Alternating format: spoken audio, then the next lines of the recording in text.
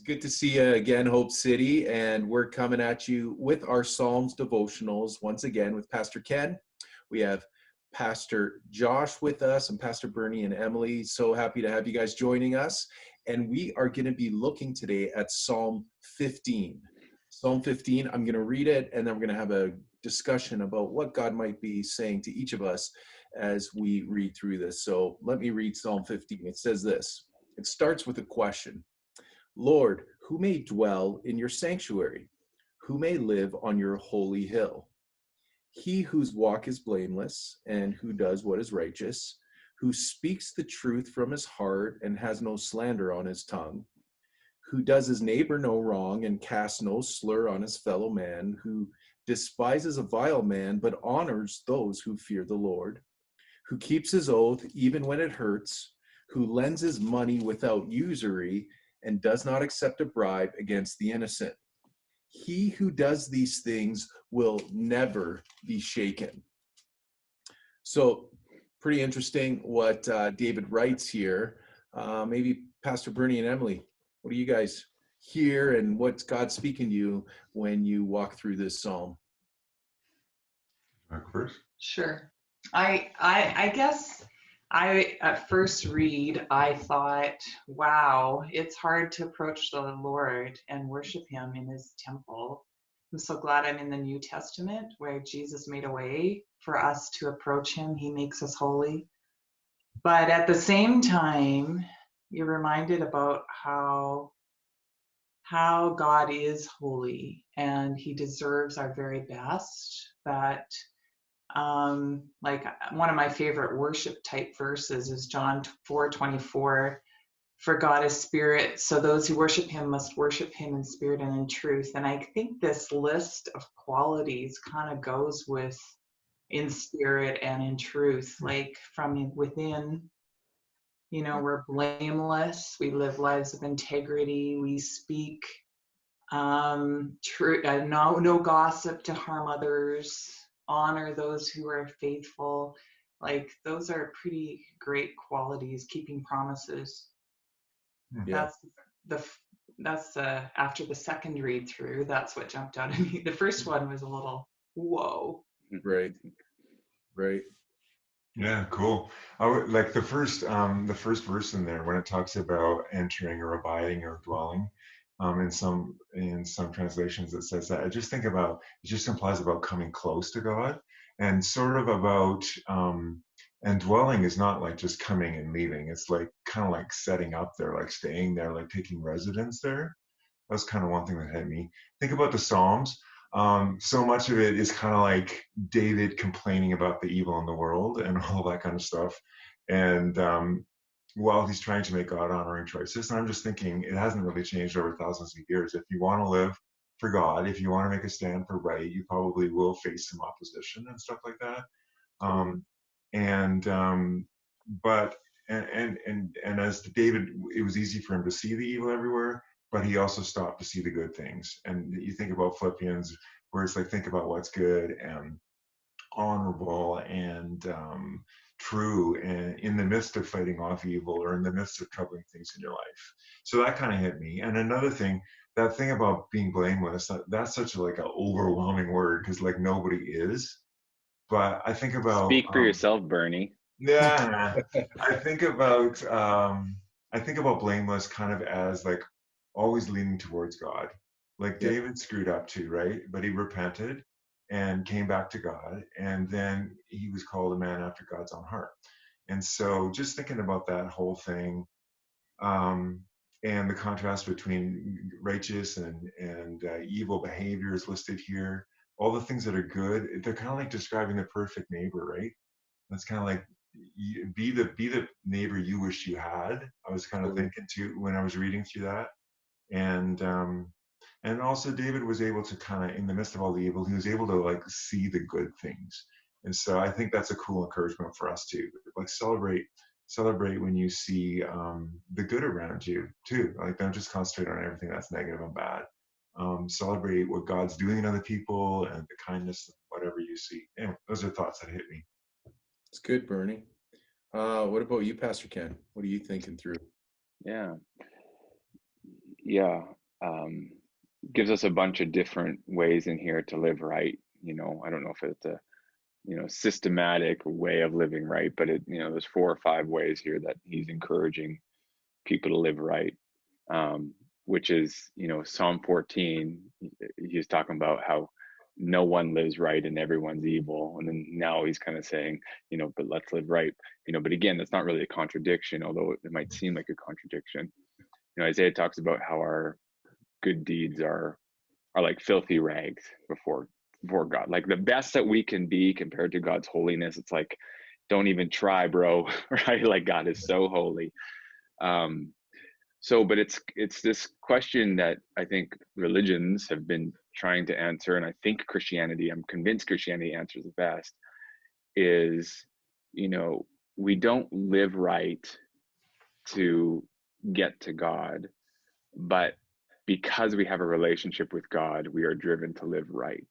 Like we're not trying to knock off all of these things in order for God to pay attention to us and like us, but because God loves us so much, it drives us to live this way. Just trying to think like, with my relationship with Kim, I love her to pieces, right? And there are some things that I do that I wouldn't do, if we weren't married, right? And there's some things that I don't do, which I'm like, Kim doesn't like that, and so I care so deeply about this relationship that I'm going to lay down what I want to do in order to preserve that and make that the best. And so my relationship with Kim drives my behavior, right? And likewise, in my relationship with God, it's like it's not a demanding, overbearing, oppressive, person in the sky trying to demand my morality and I'm just whatever. But it's like, because I love God so much and because I want that relationship with him to be everything it could be, it drives me to live the way that David is describing in this psalm. So that's what I was thinking as he was kind of listing these different things. Like that. That's good. What about you, Josh? Yeah, when I was reading through it, I just like how clear it is. Right from the beginning, it's kind of like, hey, what does it take? And then he doesn't waste a second. Right to the next point, he starts just saying, what does it take to live a life that you're not shaken? You're strong. And when I read that word shaken at the very end, I thought, this is somebody that lives pure. This is somebody that doesn't let the things come at them and distract them or get them off track. Like when they live like this, they're strong, and that strength isn't just for them in their own life, but it's for the people around them. A lot of people would see a lot of these truths. Somebody that doesn't cast slurs or that's righteous. People would see someone that lives and speaks truth from their heart. People can see a lot of this stuff, and when you're strong and you're not shaken, people would rely on you for these things in your life. I really like how clear it is. There's a lot of things that are kind of comfy and cushy nowadays, and I like how this is blunt. It doesn't waste a second. It's from point to point to point, and I like that how this is written. It's 5 verses, but man, it sounds like a lot more than 5 verses. Yeah, I've often wanted to do a sermon series on this chapter, actually. The 6 things that you can just draw out of. This is how to be someone who's solid. This is how to live without your life being shook. What stands out to me is it's interesting in that the word who in my version, NIV version, is repeated numerous times, and anytime there's a word repeated in any passage, I always my mind gets drawn towards it. I'm like, what's this trying to say? And I kind of just look at this and I ask the question, who am I when I look at this? Because it says, who may dwell in your sanctuary, who may live on your holy hill, and then it goes through the one who, and am I that person? Am I that individual that says, okay, I can do these things because the result is, as you just said, Josh, I will not be shaken.